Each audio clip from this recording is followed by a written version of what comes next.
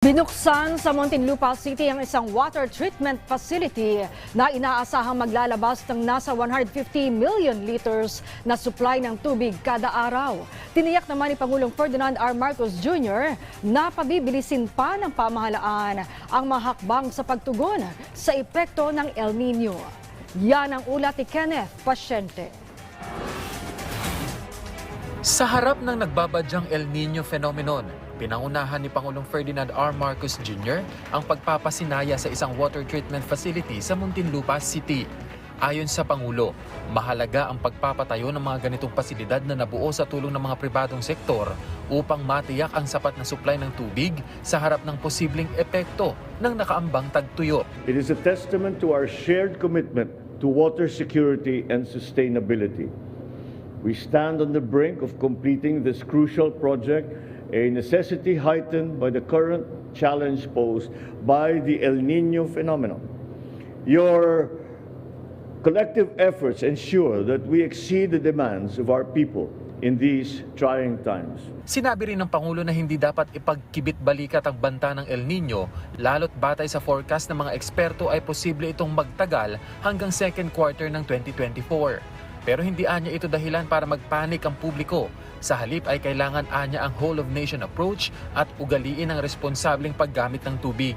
We must prepare and learn some of and apply some of the lessons that we have learned during the pandemic when it came to supply all the agricultural products, of food, of the efficiencies of the supply chain. All of this will be affected if our water resources are inadequate. Kasabay nito, tiniyak ng punong ehekutibo na pabibilisin pa ng pamahalaan ang mga hakbang nito para tugunan ang posibleng epekto ng tagtuyot. Inatasan na rin ng Pangulo ang pagkilos ng iba't ibang ahensya ng gobyerno dahil may sapat naman anyang supply ng tubig ang bansa hanggang sa unang quarter ng 2024. Ang kailangan na lamang anyang gawin ay mapanatili ito para hindi maparalisa ang agrikultura maging ang ibang sektor.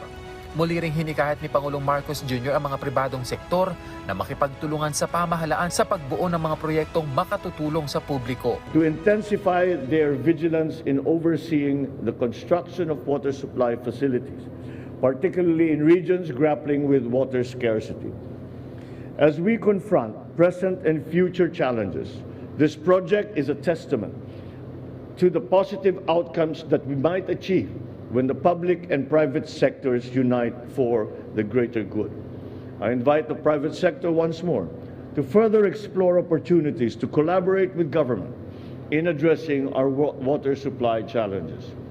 Let us continue to work together so that we can provide our people with the best quality services that they truly deserve. Ang Poblacion Water Treatment Plant ay nagkakahalaga ng 11 billion pesos at ang pangatlong water treatment facility na konektado sa Laguna Lake. Bahagi ito ng hakbang ng Maynilad sa pagbuo ng alternative sources para sa long-term water security ng kanilang mga parokyano.